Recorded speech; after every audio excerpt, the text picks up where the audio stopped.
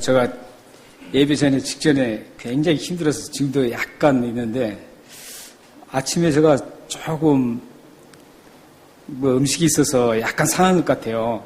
상한 것 같아서 아까워서 그냥 먹었습니다. 먹었는데 그게 지금 탈이 난 것 같아요. 그래서 막 토할 것 같은 어떤 그런 굉장히 어려움이 지금 있어서 계속 기도하면서 꾹 참았는데 하나님께서 또 이렇게 지금 싸게 회복을 시켜주셨습니다. 막 기도하는, 관사님 기도하시는데 제가 평상시에 아멘 잘하지 않습니까? 근데 아멘을 못할 만큼 참느라고 혼났습니다. 권사님 은혜소리 기도에 제가 아멘을 막 할 건데 못했습니다. 네. 그러더니 또 이 아이패드도 또 안 되는 거예요. 그러더니 지금 됐습니다. 모든 것이 다 하나님의 은혜입니다. 저희들이 지금 3개월 동안 계속 그 느헤미야를 쭉 지금 함께 살펴보고 왔습니다. 3개월 동안 느헤미야를 살펴보면서 우리가 이 시점에서는 꼭 두 가지를, 느헤미야를 통해서 두 가지를 정리하고 우리가 갈 필요가 있습니다. 하나는 뭐냐면 느헤미야하고 에스라하고 원래 히브리 성경 원서에는 우리 성경에는 느헤미야하고 에스라하고 따로따로 분리되어 있는데 원래 원서에는 분리되어 있지 않습니다. 지금도 주시들이 보는 히브리 성경에는 함께 되어 있습니다. 그런데 그 이유가 있어요. 왜냐하면 이 느헤미야하고 에스라가 함께 사역을 같이 했었습니다. 그래서 이 연결점이 어떻게 해서 두 사람의 연결점이 있는가, 이걸 먼저 우리가 이 에레미야를 보면서 그걸 알아야 됩니다. 그리고 한 가지는 느헤미야. 지금 제가 정신이 약간 없습니다. 느헤미야 성경 전체가 몇 장까지 있죠? 1장부터 13장까지 있습니다. 13장까지 있는데 이 13장까지의 가장 간단한 구조를 좀 여러분들이 아셔야 됩니다. 왜냐하면 이제 우리가 느헤미야를 이제 다 마쳐야 되거든요. 마쳐야 되기 때문에 우리가 이 시점에서는 좀 꼭 아실 게 에스라하고 느헤미야가 어떻게 해서 그렇게 연결점을 가지고 있는가, 이거하고 느헤미야의 성경 말씀 자체가 어떻게 지금 구성이 되어 있는가, 이 두 가지를 좀 알고 우리가 오늘 하는 말씀을 나눴으면 좋겠습니다. 먼저 이 에스라하고 느헤미야하고 연결점을 우리가 알기 위해서는 히스토리 백그라운드를 좀 알아야 됩니다. 그러니까 배경을 좀 알아야 됩니다. 역사적인 배경을. 역사적인 배경을 알아야 되는데 이 역사적인 배경이 어떻게 해서 이루어지냐면 이 이스라엘 백성들이 세 차례에 걸쳐서 3차에 걸쳐서 1차, 2차, 3차에 걸쳐서 포로로 잡혀갑니다. 바벨론으로. 포로로 잡혀가는데 또 1차, 2차, 3차에 걸쳐서 포로로 잡힌 사람들이 다시 예루살렘으로 컴백을 합니다. 귀환을 했어요. 그러니까 세 차례 잡혀가고 세 차례 다시 돌아오는 겁니다. 근데 전체 백성이 돌아오는 게 아니라 1차 귀환에는 약 4만 명 정도가 돌아오게 됩니다. 그리고 2차 귀환에는 약 1750명이 돌아옵니다. 그리고 3차에는 에스라가 느헤미야가 3차에는 데리고 옵니다. 2차에는 누가 데려오죠? 에스라입니다. 1차는 수룹밥이라는 분이 데리고 가고. 그래서 2차에 이제 에스라가 아주 의기양양하게 1차에 그 자신들의 그 선배 되신 분들, 수룹바벨이라는 이런 분들이 가서 이제 한 4만 명을 데리고 와서 그때 당시 가기 전에는 제가 설교 한번 했었죠. 가기 전에는 약 1,500명밖에 없었습니다. 예루살렘에가. 1,500명의 인구가 밖에 없었는데 4만 명이라는 사람이 갔으니까 얼마나 큰 도시가 갑자기 이루어졌습니까? 그래서 그 4만 명이 가서 이제 개혁을 시작합니다. 그리고 무너진 예루살렘 성벽을 회복하려고 하는데 그분들이 못합니다. 못하고 그냥 그분들이 돌아가세요. 돌아가신 다음에 이제 한 80년 지나서 이 에스라가 2차 1750명을 데리고 민족을 데리고 다시 그 예루살렘으로 갑니다. 가서 굉장히 의기양양하게 개혁을 시작했어요. 일단은 예루살렘 성벽은 일단 접어두고 먼저 이 에스라는 먼저 무엇부터 손댔냐면 백성들, 하나님의 백성들이 하나님의 백성으로 회복하는 것에 대해서 초점을 맞췄습니다. 그래서 대단한 개혁을 했습니다. 개혁을 하는데 그게 만만치 않았습니다. 벽에 부딪히는데. 그래서 그 에스라가 개혁을 쭉 해나가다가 그만 벽에 부딪히고 실망감에 빠집니다. 이제 그 대개혁을 주도했는데 하다가 시작하는 지 얼마 안 돼서 곧장 그게 포기하고 기밥할 수 있는 그런 단계까지 왔습니다. 그 모습을 누가 보냐면 하나니가 누구였었죠? 1장 나오죠. 1장에 에레미야의 동생이죠. 에레미야 동생이 하나니아가 그 모습을 봅니다. 그리고 많은 사람들이 같이 봅니다. 사실은 거기에 1장에 보면은 몇 사람이 왔다 그러는데 실질적으로 한 1,800명이 왔다 그래요.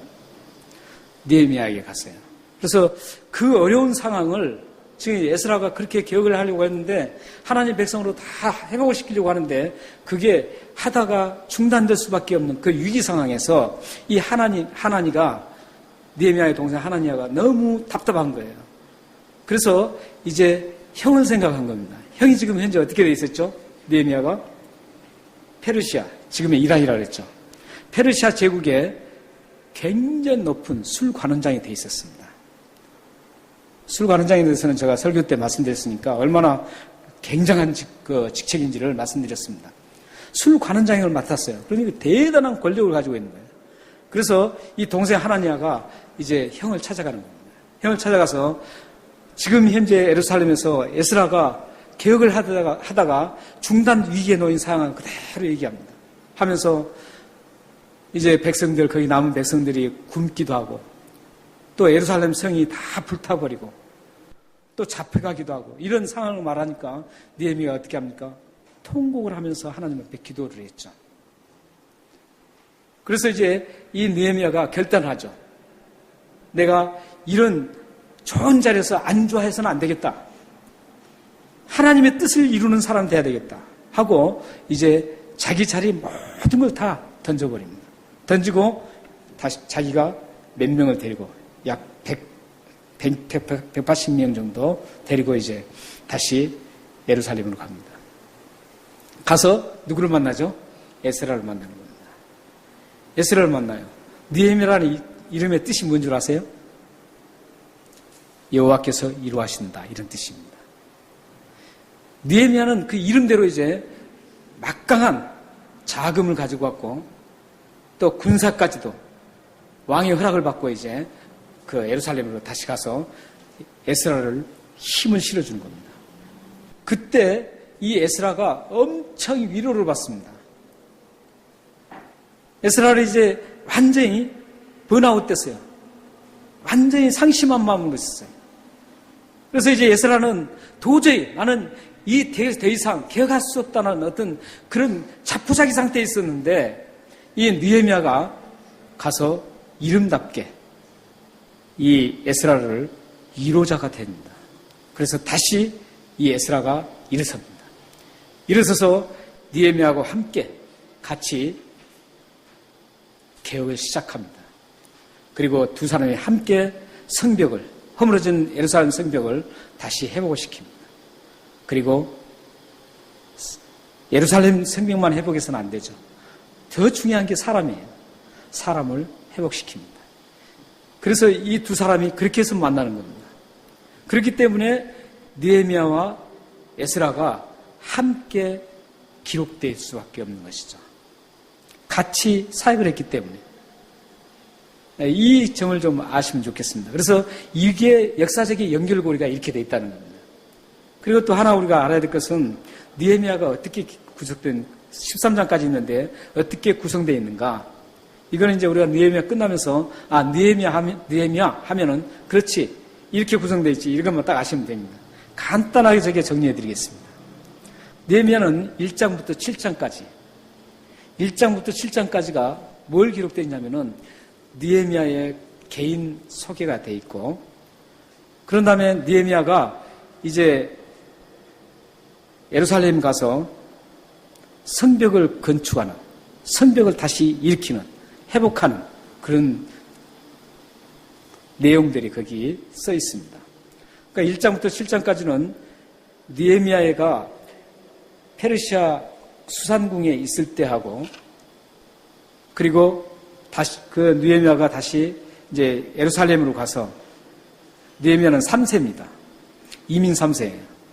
3세인데 이제 예루살렘에 가서 그곳에서 성벽, 예루살렘 성벽을 다 완성합니다. 며칠 동안 완성하냐면 52일 동안 완성을 합니다. 52일 만에 완성을 해요. 52일 만에 완성을 합니다. 그때 엄청나게 어려웠어요. 그 완성할 때. 굉장히 어려웠습니다. 얼마만큼 어려웠었냐면은 그 성벽을 회복하고 완성할 때 반은 성벽을 막 쌓고 반은 적군들을 향해서 방해하는 대적들과 싸웠습니다. 밤에도 잠도 안 자고 그 성벽을 지키면서 굉장히 어렵게 그렇게 예루살렘 성벽을 회복을 시킨 겁니다. 그런데 예루살렘 성벽 도저히 대적 세력들, 그러니까 예루살렘 성벽을 쌓지 못하도록 계속 방해했던 그 느헤미야 그 방해 세력들, 대적자들이 52일 만에 딱 완성을 시키고 문을 다 달고 문에 빗장을 딱 치고 이런 모습을 보면서 깜짝 놀랍니다. 아니, 사람으로서는 할 수 없는데, 불가능한데 어떻게 저희 일이 가능하냐? 저희 일은 사람이 한 게 아니라 하나님밖에 할 수 없다라고 인정을 하게 됩니다. 그러면서 그들이 인정하면서 우리가 설교 들으셨던 것처럼 그들이 두려워합니다. 저 사람들은 함부로 터치할 수 없는 사람들이다. 저 사람들은 하나님이 함께하기 때문에 도저히 우리는 저 사람들을 침범할 수 없다라고 두려움을 갖게 되는 겁니다. 우리 그리스도인들이 바로 이런 부분들이 있어야 되거든요. 여러분들이 예수를 믿으면 믿지 않는 사람들로부터 그런 하나님이 함께 하신다라는 어떤 그런 모습을 여러분들이 보일 수 있어야 돼요. 예수를 믿는데도 불구하고 저 사람은 하나님이 같이 계시는가? 저 사람은 예수를 믿는 사람이야? 하나님을 믿는 사람이야? 이렇게 된다면 문제가 되잖아요. 우리가 정말 예수를 믿는다면, 하나님을 믿는다면, 우리가 쟁기를 들고 뒤로 돌아보지 않고 하나님을 믿는다면 우리가 어떻게 해야 되겠어요? 나의 삶 속에서 일어나는 모든 그 일을 통해서 예수 믿지 않는 사람들이 저 사람은 정말 하나님 사람이구나. 저 사람은 하나님 사람이기 때문에 뭔 일 있으면 저 사람한테 한번 하나님 앞에 부탁 좀 할 수 있도록 해야 되겠다. 이런 마음이 생길 수 있도록 해야 됩니다. 여러분 삶이 그런 삶이 되기를 바랍니다. 그렇게 해서 이 1장부터 7장까지 이렇게 완성이 되는 거예요. 그리고 8장부터 13장까지는 이 성벽만 쌓아서는 안 되잖아요. 가장 중요한 것은 사람입니다.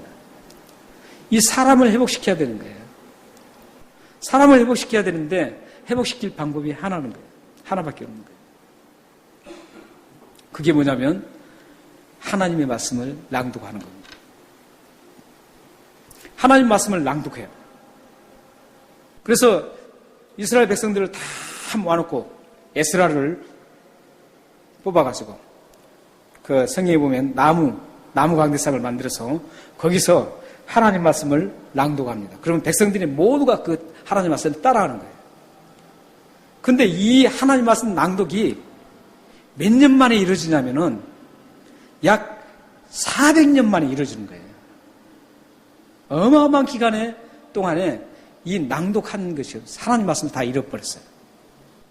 잃어버리고 400년 만에 이 하나님 말씀이 낭독되는 겁니다. 최초로 에스라에 의해서, 느헤미야에 의해서. 그러자 그 낭독을 하면서 어떤 일이 일어나냐면 하나님 말씀은 운동력이 있어서 좌우의 낯선 금 같아서 우리의 골수를 쪼개고 우리의 심령을 쪼개고 우리 모든 걸 다 쪼갤 수 있는 그 날카로운 금과 같아서 그들이 자신의 잘못된 죄악들을 토하게 만듭니다. 그동안에 하나님을 잃고 우상을 섬겼던 그 죄악들을 다 토하면서 울기 시작합니다. 그리고 그들이 회복이 이루어집니다. 영적인 회복이 일어나는 거예요. 신앙의 회복이 이루어집니다. 그러니까 우리의 말씀밖에 없어요. 여러분들이 신앙의 회복은 이 하나님 말씀밖에 없어요. 그렇기 때문에 이 설교도 하나님 말씀만 전해야 돼요. 제가 설교를 하면 좀 딱딱할 수가 있어요. 왜냐하면 저는 외화 같은 걸 잘 안 하거든요. 하나님 말씀만 전하려고 저는 노력을 하고 있습니다. 왜냐하면 이 하나님 말씀 아니면은 우리 영혼을 고칠 수가 없어요. 이 하나님 말씀 아니면 우리가 하나님 앞에 나갈 수 있는 그런 단호함, 변화, 이런 것들이 일어나질 않아요. 저 재밌는 얘기 많이 들어봐야 그 아무 소용없어요. 그럴 바에야 차라리 책 읽는 건 나아요. 차라리 공자, 맹자가 하는 그 책 읽는 건 더 나아요. 하나님 말씀만이 우리를 바르게 고칩니다. 그래서 제가 항상 좋아하는 게 디모데후서 13장 15절이에요. 모든 성경은 하나님의 감동된 것으로 교훈과 책망과 바르게 함과 의로 교육하기 유익하다. 그러니까 우리 성경밖에 없어요. 여러분의 영혼을 잘 다듬는 것도 성경밖에 없어요. 말씀밖에 없어요. 그리고 여러분의 영혼이 성장하고 매출 크리스천으로 성숙한 그리스도인으로 나가게 하는 것도 성경밖에 없습니다. 이 성경 말씀의 기준에서 기도도 해야 되고요. 이 성경 말씀 기준에서 찬송도 해야 되는 거예요. 성경 말씀도 모르고 무조건 찬송해서 울고 이렇게 아무 소용없어요. 성경 말씀 기준이에요. 이스라엘의 성경 전체를 보면요, 다른 거 없어요. 성경 말씀을, 하나님 말씀을 전하면 그들이 거기서 뒤집어져요. 하나님 말씀이 그들이 붙잡아주고 그들의 삶이 변화되고 그들의 회개가 일어나는 거예요. 그러니까 여러분들이 성경 말씀을 항상 가까이 해야 할 이유가 여기에 있습니다. 성경 말씀을 여러분들이 항상 집에서도 가까이 해야 되고, 우리 교회는 참 그런 면에서 좋아요. 왜냐하면 그전에는 저희 교회가 커피 브레이크 성경 발견학습을 우리가 하기 전에는 많은 분들이 성경을 보지 않았어요. 커피 브레이크 성경 발견학습을 저희 교회에서 하면서부터 제가 유난히 보게 된 게 뭐냐면요, 우리 성도님들이 성경에서 손에서 성경이 항상 있다라는 거죠. 얼마나 좋은 현상인지 모릅니다. 그래서 이 커피 브레이크를 이렇게 하다 보면 성경이 가까워집니다. 성경이 친근해지고 성경이 재밌습니다. 성경이 달콤합니다. 그렇게 느껴지는 거예요. 그런 면에서 굉장히 고무적인 것이죠. 여러분들이 성경을 항상 가까이 해야 합니다. 이 이스라엘 백성들이 지금 에스라가 하나님 말씀 율법을 낭독하면 그들이 같이 따라하는 거예요. 통독을 하는 거예요. 그러면서 그들이 회개가 일어나고 그들의 삶이 하나님께로 다가가기 시작했던 겁니다. 하나님께로 다가가면서 그들의 삶이 완전히 바뀝니다. 이 내용이 8장부터 13장입니다. 그러니까 느헤미야의 두 가지는, 하나는 예루살렘 성벽을 회복하는 거고 1장부터 7장까지, 8장부터 13장까지는 사람을, 하나님의 백성을 회복하는 거, 이 두 가지로 구분되어 있어요. 이게 느헤미야 전체입니다. 이제 아셨죠? 느헤미야가 그렇게 구성되어 있는데, 느헤미야가 그렇게 어렵사리 이렇게 회복을 했습니다. 몇 가지를요? 두 가지를 회복했습니다. 두 가지를 회복하자 어떤 일이 일어났는가를 오늘 본문에 나눈 겁니다. 오늘 본문에는 지금 이 두 가지를 완성하고, 성전을 완성하고, 그 다음에 성도들을 율법으로 회복을 시키고 난 다음에 하나님 앞에 성벽을 봉헌식을 하는 겁니다. 성벽을 다 쌓았습니다. 하나님 감사합니다 하고 봉헌식을 하는 거예요. 우리가 이제 그 교회 예배당을 지을 때, 예배당은 성전이 아닙니다. 예배당을 지을 때, 이 교회 우리 예배드리는 예배에 쳐서 예배당을 지을 때 다 짓고 나면 뭘 하죠? 하나님 앞에 감사해서 성전이라 그러면 안 돼요. 예배당 헌당식을 하는 것이죠. 하나님께서 은혜를 주셔서 이 예배당을 지었습니다. 하나님 감사합니다 하고 헌당식을 하죠. 지금 예루살렘 성벽을 다 마치고 이스라엘 백성들, 하나님의 사람들이 회복을 한 후에 그 일을 했습니다. 그러니까 두 가지 회복이 이루어지지 않으면 이 헌당식이 되지 않는 것이죠. 봉헌식을 하는데 어떤 일을 하느냐? 그게 지금 오늘 본문이에요.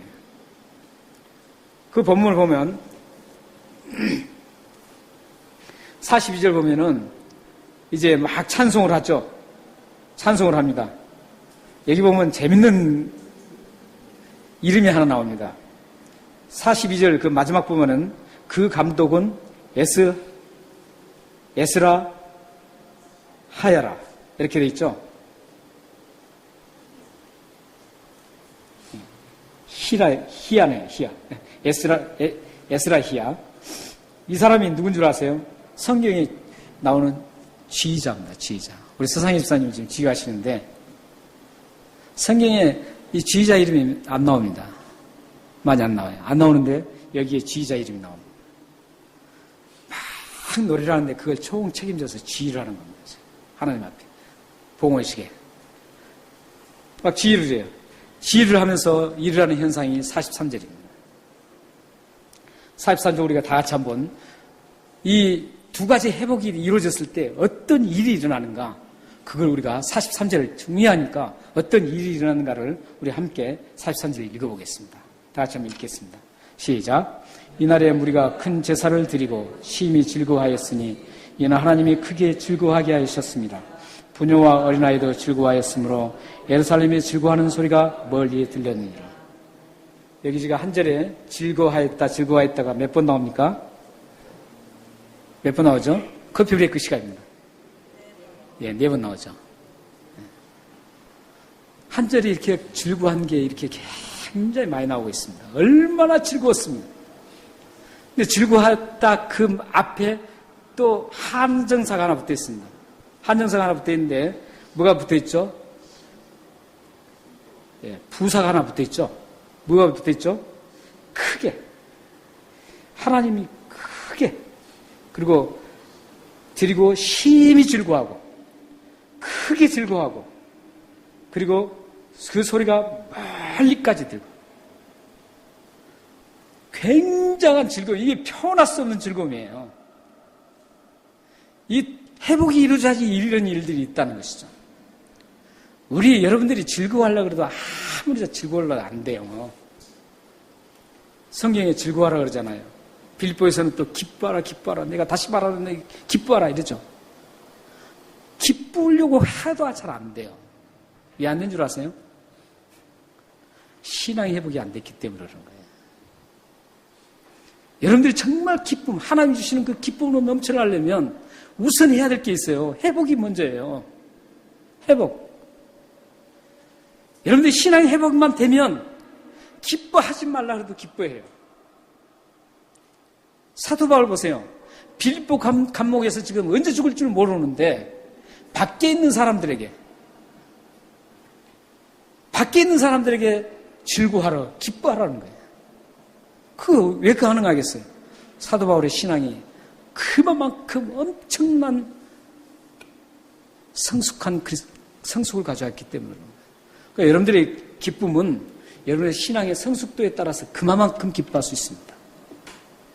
그러니까 여러분들이 많이 기쁘고 싶으면 신앙을 많이 회복하셔야 돼요. 가득가득 회복하셔야 돼요. 신앙은 이만큼 하는데 말이죠. 큰 기쁨을 원하면 안 되죠. 여러분들이 하나님과 관계가 참 많이 회복될수록 하나님 주시는 기쁨이 큽니다. 여러분들 삶에 이런 기쁨의 즐거움이 큰 기쁨이 넘쳐나기를 바랍니다. 여기서 지금 그만큼 기쁜 거예요. 기뻐요. 기쁜데 이 소리가 어디까지 들렸습니까? 멀리까지 들렸으니까 얼마나 기뻤겠어요. 대단하게 기뻤죠. 그러니까 회복이 이루어지니까 이런 기쁨이 있는 겁니다. 회복이 이루어져요. 예루살렘 성벽을 회복시키고 자신들의 신앙이 회복되니까 하나님이 선물로 주신 게 기쁨이라는 거예요. 여러분들이 주님을 위해서 헌신하고 여러분들 신앙이 같이 회복된 헌신이 이루어져야 되는 것이죠. 어떤 분은 신앙이 별로예요. 신앙이 회복을 안 돼요. 어떤 자기 이름을 한번 날려볼까? 자기 이름을 한번 드러내볼까? 내가 그래 이만큼 그래도 봉사한다. 이걸 한번 드러내기 위해서 봉사를 해요. 신앙은 아닌데 그 사람은 기쁨이 없습니다. 그렇기 때문에 여러분들이 봉사를 하되 저는 항상 그래요. 여러분들이 신앙만큼 봉사하는 게 좋아요.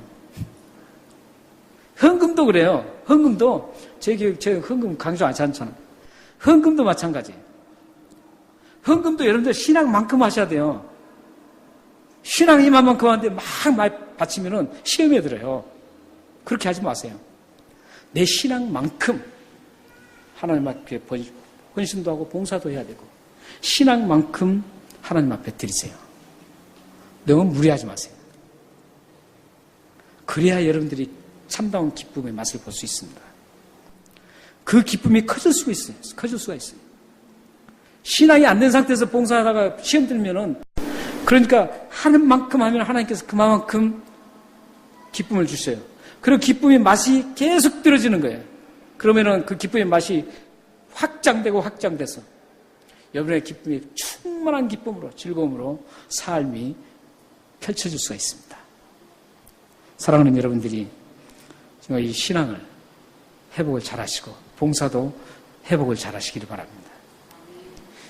이 두 가지를 할 때 이렇게 즐거움이 일어나는데 근데 보면 오늘 말씀 보면은 이 즐거움을 근본적으로 제공해 주신 분이 누구예요? 예. 43절 보세요. 이는 하나님이 크게 즐거워하게 하셨습니다. 하나님이 주시는 거예요. 하나님이 뭘 보고 주신다고요? 회복하는 거 보고 주신다는 거예요. 회복하는 거. 하나님도 엉터리가 아니세요. 어떤 분들은 너무 하나님을 엉터리로 생각해요. 자기는 이만큼 하면서 하나님 앞에 뭐 크게 하나님 따라. 하나님 그러신 분 아니에요.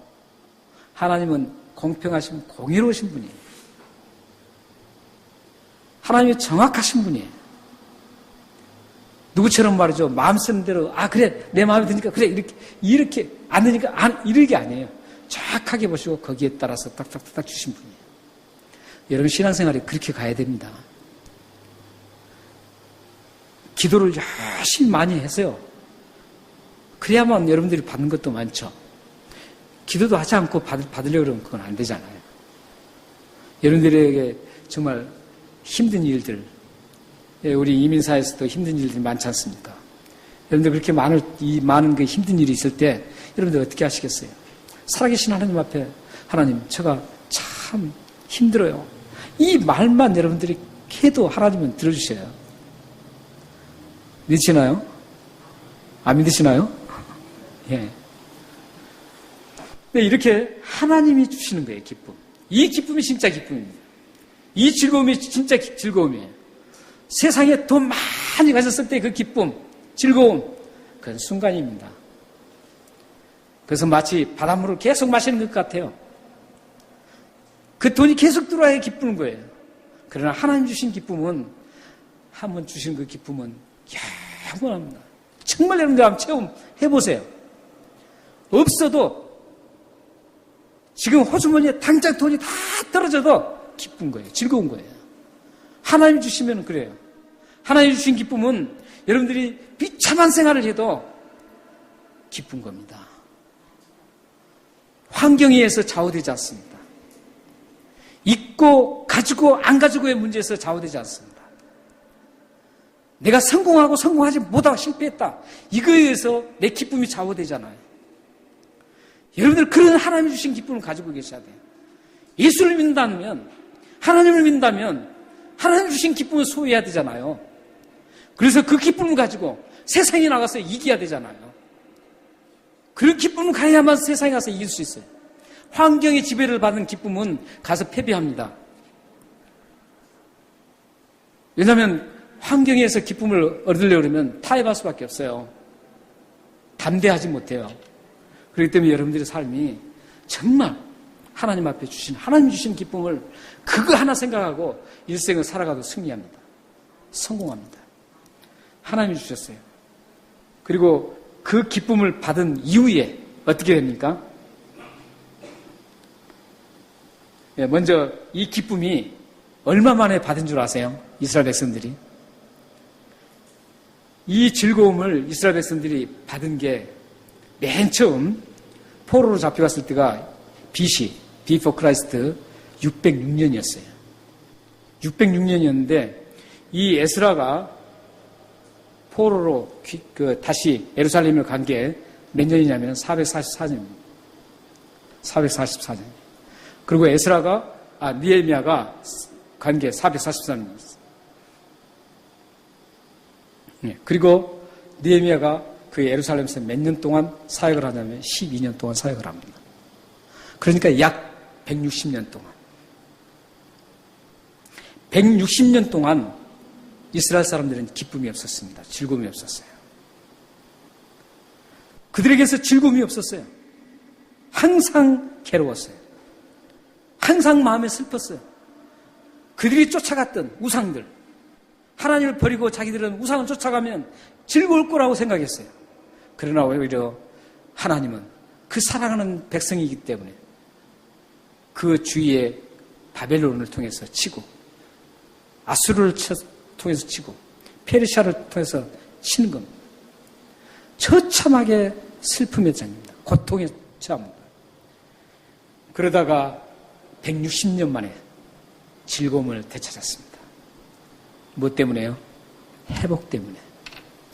여러분 신앙 회복 꼭 하시기 바랍니다.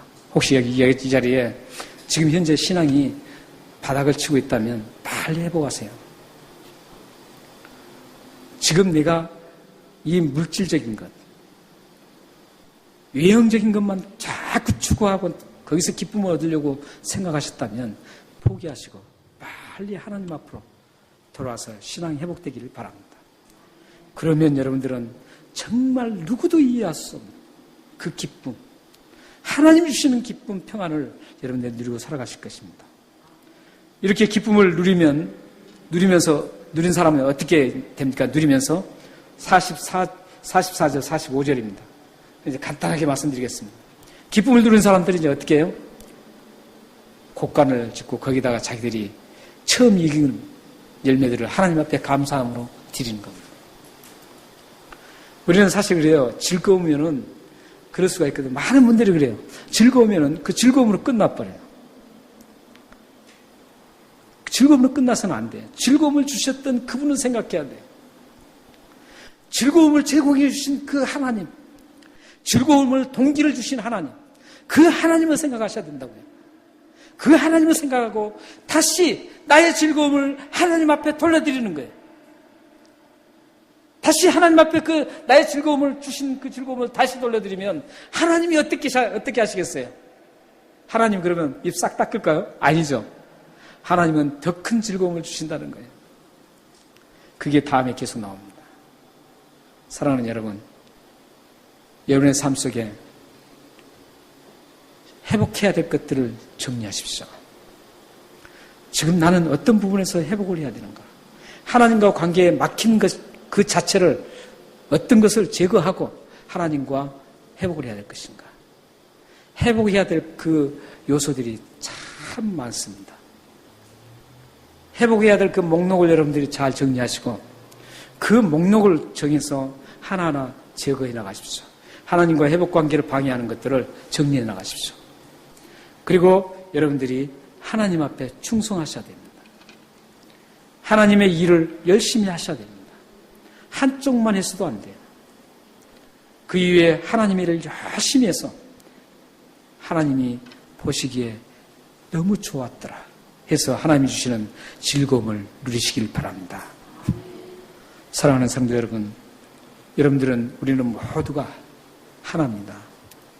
그리스도 안에서 하나를 이루고 있습니다. 예수 그리스도가 죽으신 그 죽으심으로 우리는 죄를 용서받은 우리 하나의 몸들입니다. 우리는 예수 그리스도의 흘리신 피로 죄를 깨끗이 용서받고 영원한 하늘나라로 함께 가는 그런 우리 동반자들입니다. 오늘 이 느헤미야 보면 이 일을 느헤미야만 했다면 이게 가능하지 않았습니다. 느헤미야 혼자서 할 수도 없는 일이지만 가능할 수가 없는 일이에요. 모든 거기에 예루살렘에 있는 이스라엘 백성들이 함께 다 모였습니다. 우리 나스텀, 포스텀 주제가 뭔지 아세요? 함께하는 그리스도인. 함께하는 그리스도인이에요. 이 느헤미야를 우리가 보면서 그 아름답게 함께하는 그 모습 속에서 회복이 이루어진다는 사실을 여러분들 기억하시고, 우리 옆에 있는 내 주위에 있는 우리 같은 지체들 서로 세워주고 사랑하면서 우리가 이 하나님 일을 열심히 함께하면서 나의 신앙을 회복해 나간다면 여러분의 삶에 하나님이 주시는 기쁨으로 가득 넘쳐날 것입니다. 여러분의 가정에 하나님이 주시는 기쁨으로 가득 넘쳐날 것입니다. 여러분의 자녀들과 여러분의 삶의 현장에 하나님이 주시는 그 기쁨, 즐거움이 가득해서 그 기쁨과 즐거움이 모든 사람들에게 흘러가서 하나님을 발견하게 될 것입니다. 그런 축복이 여러분 삶 속에 일어나기를 주님으로 축원합니다. 기도하겠습니다.